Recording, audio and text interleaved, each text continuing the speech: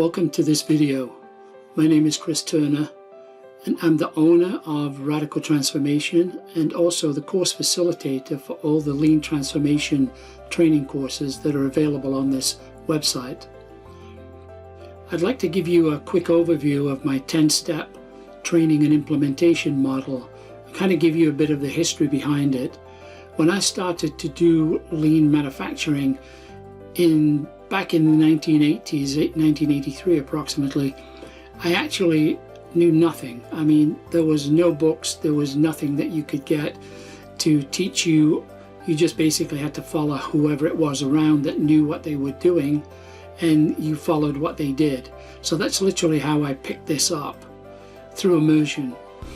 Anyway, when I got into the 1990s, I'd been consulting for quite a while then. Basically was having problems with a lot of clients because they were trying tools, but they didn't really understand how different lean tools went together and worked in harmony with each other. So they would, do Kaizens and then do something that would improve something, but then they would do something else that would basically undo it because they didn't know how these things work together. So I sat down and thought about it and looked at all the successful events that I personally had done, and then came up with this model. And let me go through it very quickly and explain how it works. So step one of the model is strategy deployment. Strategy deployment is really answering the question, where do we start? Where do we start our lean transformation?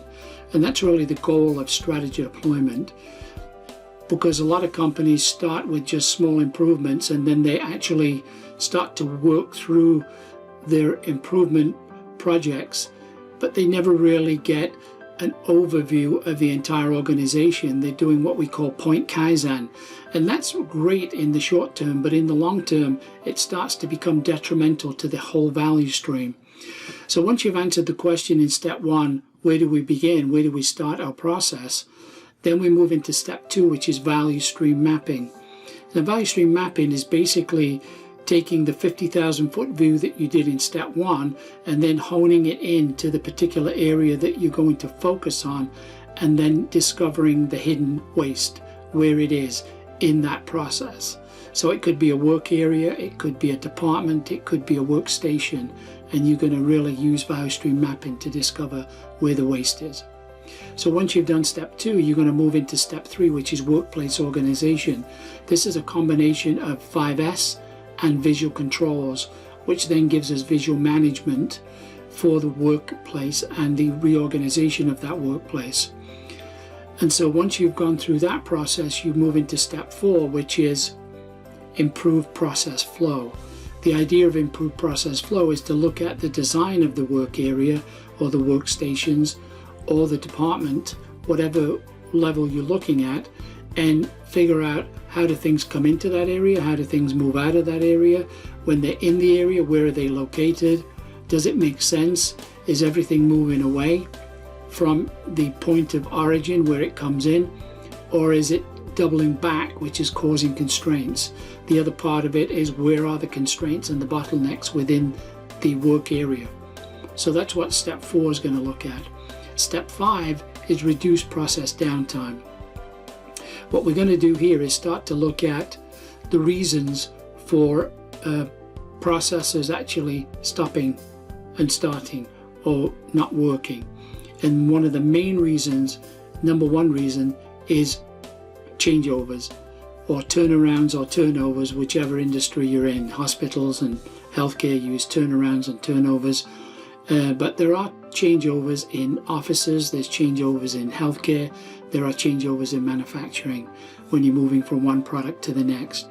The second biggest cause of process downtime is equipment failure.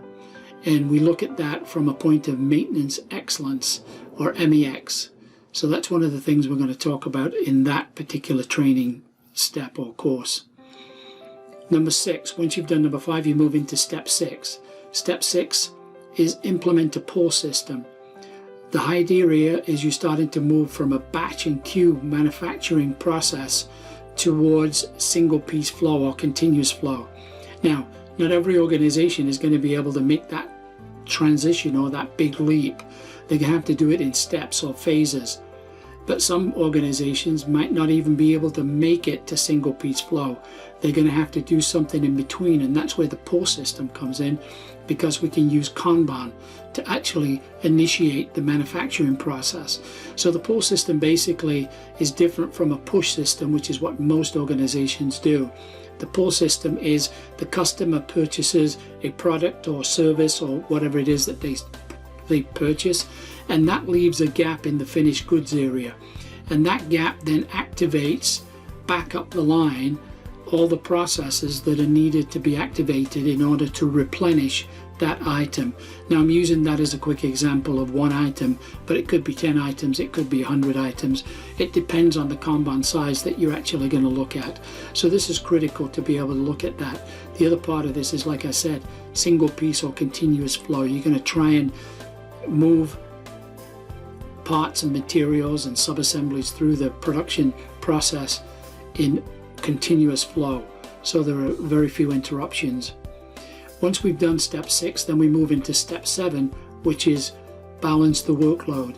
Balance the workload is where we look at the work content of each of the activities or operations within an entire process.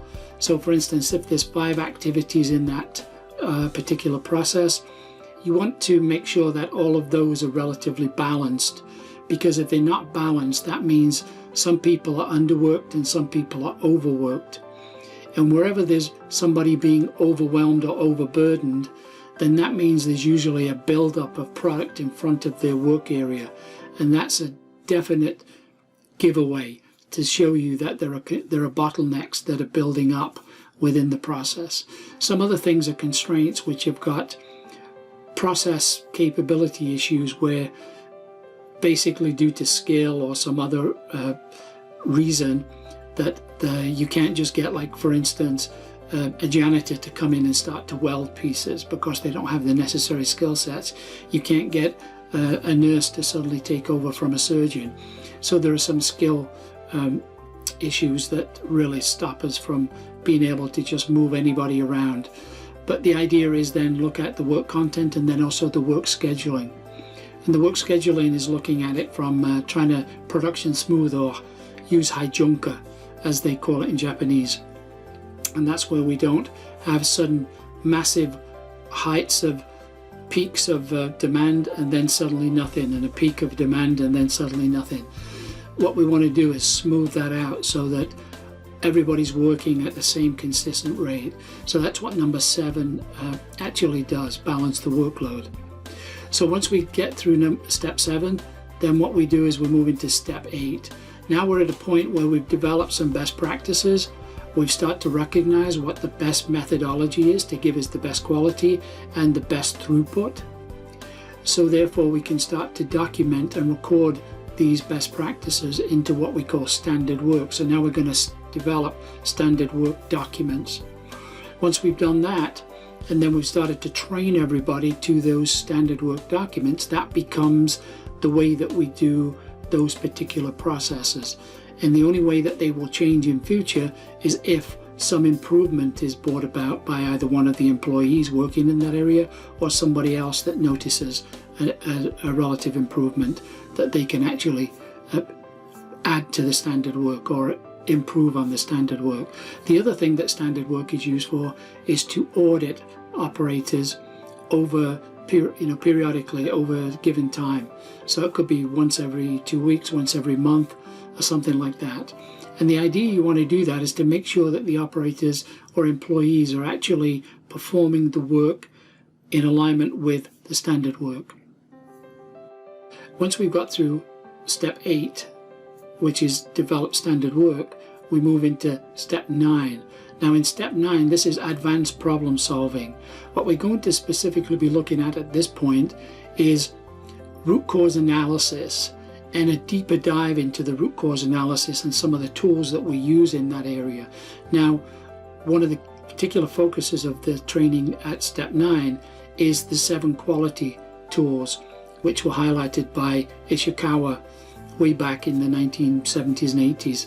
And he basically said that 95% of all problems should be able to be, corrected with one or more of these tools. So the 7 tools, we're going to go through what they are and how they're used. The other thing that we'll talk about is Kaizen events and what that means, what they are.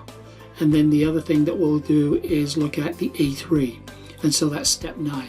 And then finally we get to step 10, which is lean supply chain. So once you've done all this internal work in your organization, you should be really seeing things flow better. The work is easier to find. Nobody's searching for things. Improved a lot from the point of throughput and less bottlenecks, less constraints, etc. So now we want to start to focus our energies externally to suppliers and also forward to customers. So what happens here is we want to try and tie their systems into our own so that we know that when they say they're going to deliver part A, B, or C, they actually do deliver part A, B, or C when they're needed and not when they think they should decide to do it. The same for the customer is they want you to deliver to them on a given schedule to meet their customer demands. And so you tie everything in together so you're actually all working on the same page and you know what is expected from the suppliers to your own organization and from your organization to your customers. And so that's basically a quick overview of the 10-step training and implementation model. And like I said, it was systematized procedure for implementing all of the different lean tools. Now, in those 10 steps are probably about 15, 16 of the lean tools that are embedded in those steps. And so I always suggest to people that step 1, step 2, and step 3, which is strategy deployment, value stream mapping, and workplace organization, are done in that particular order.